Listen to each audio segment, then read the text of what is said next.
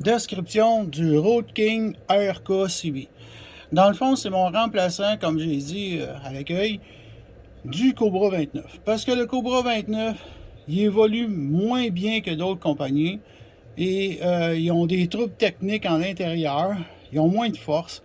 Le Road King est mieux fait, il a plus de force. Il n'est pas tout éliminé, il n'est pas gadget, mais au moins ça fuck pas.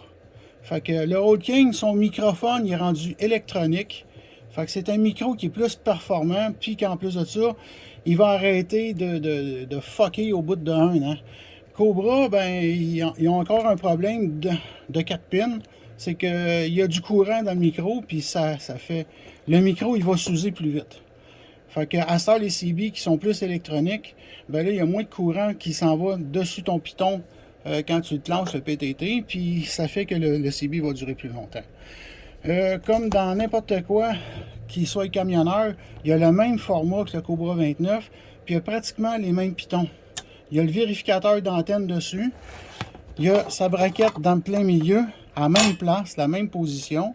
Puis en arrière, ben, vous avez la connexion de l'antenne, vous avez le PA, puis vous avez l'extérieur speaker qui est sur le bord. Le premier sur le bord, c'est le speaker.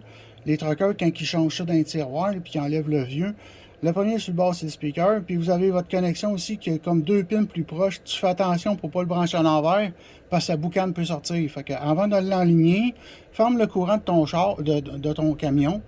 Puis quand tu fermes le courant de ton camion, même si tu le forces à inverser, il ne rentrera pas le courant à l'envers dedans. Fait que tu fermes ton camion, tu le rentres, puis après ça, tu repars ton camion quand il est bien rentré.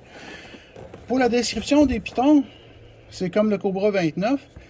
Je vais y aller un peu la même chose. On va commencer par celui-là. Lui, c'est le vérificateur d'antenne. Quand vous voulez vérifier l'antenne, ben, dans le fond, vous mettez à calibration en bas. Vous prenez le micro. Vous pincez dessus.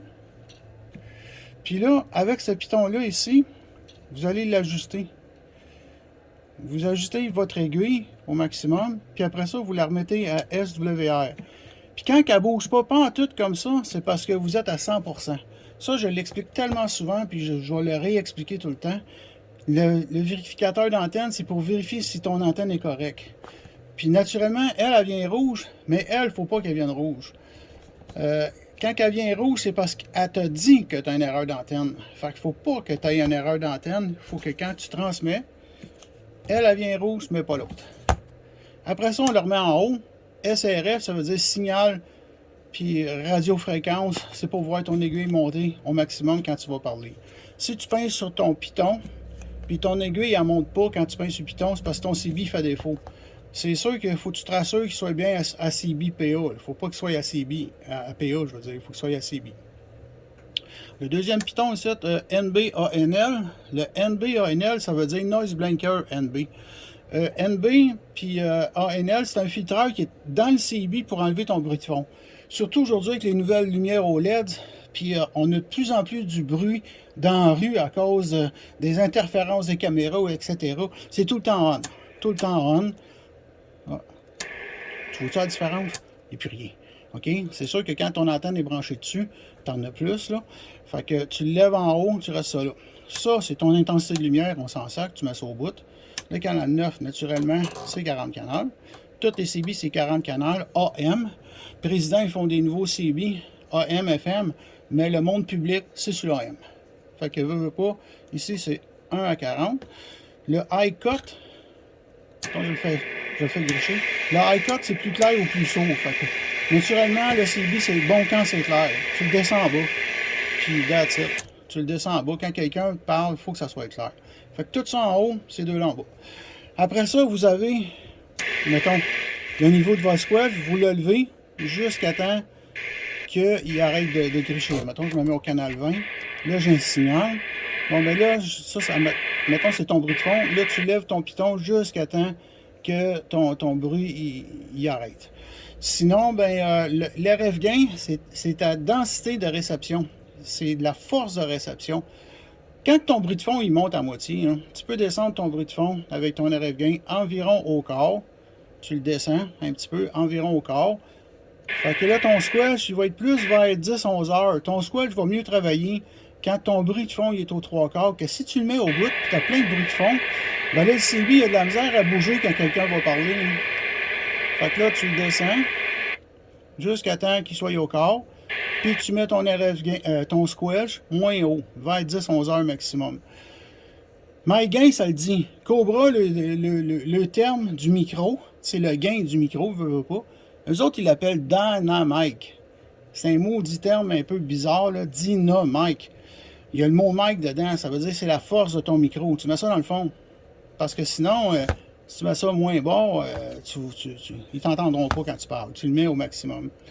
Delta Tune, je l'ai déjà expliqué, c'est un piton niaiseux. C'est un piton qui sert à rien. Mettons que tu es au canal 10. Tu t'en vas vers le plus, tu t'en vas vers le canal 11. Puis quand tu t'en vas vers le moins, tu t'en vas vers le canal 9. C'est complètement inutile. C'est que dans le fond, dans le temps, les CB Saiben, il y avait un clarifieur pour varier la fréquence, puis ils l'ont tout le temps gardé au mode AM, mais ça sert à rien. C'est à midi. C'est à midi qu'on le met. Il y a comme une petite mini-coche. Il y a une petite mini-coche qu'on sent quand on tourne le piton, tu le laisses à midi. C'est pour être sûr que tu es sur le canal 10. Fait que tu le laisses à midi. Parce que, des fois, quand tu te mets d'un bord ou l'autre, tu entends les autres, tu croches. Lui, je l'ai expliqué tout à l'heure, c'est pour vérifier ton état d'antenne. Tu te mets à calibration, tu pinces dessus. Là, tu montes celle-là jusqu'à call. C'est marqué call ici.